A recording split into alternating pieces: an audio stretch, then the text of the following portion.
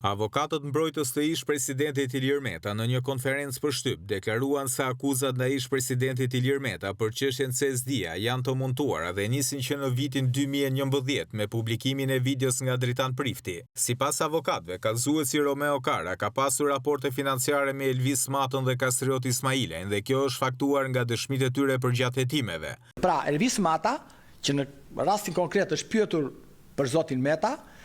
i ka kërkuar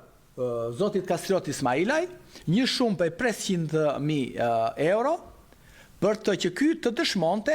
në procesin që ishte hapur për CSD-an në arbitrazhin në Vjenë. Duke habitur mi këtë kërkesë që Elvisi më bëri e pyeta se ç'është kjo kërkesë absurde,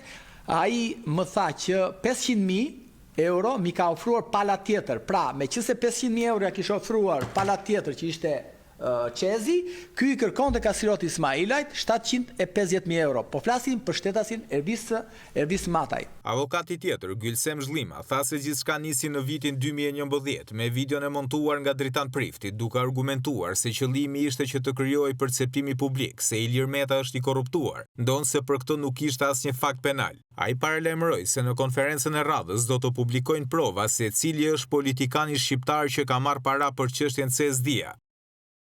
Konferencën e radhës do ju nxjerrim një material ku duket qartë me emër dhe mbiemër politikani i cili do të marri para në dorë nga kjo marrëveshje e famshme që është CSD-a, që nuk ka lidhje fare i mbrojturi prej nesh zoti Ilir Meta.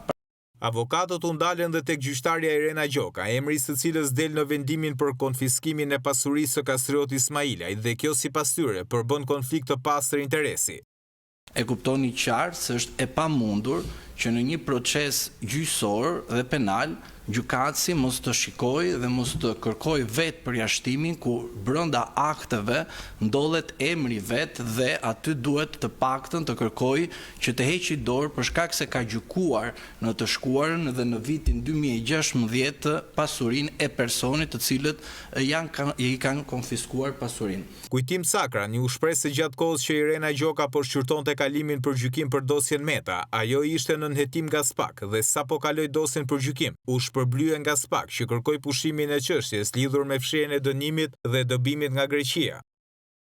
Dhe të gjithë periudhën e seancës paraprake ka qenë në hetim. Dhe ndodhi që në datën 18 pasi ajo vendosi kalimin për gjykim të çështjes zotit Meta, në fakt për 10 minuta ajo relatoi problemet që kishte dosja, për gjithë problematikat që kishte dosja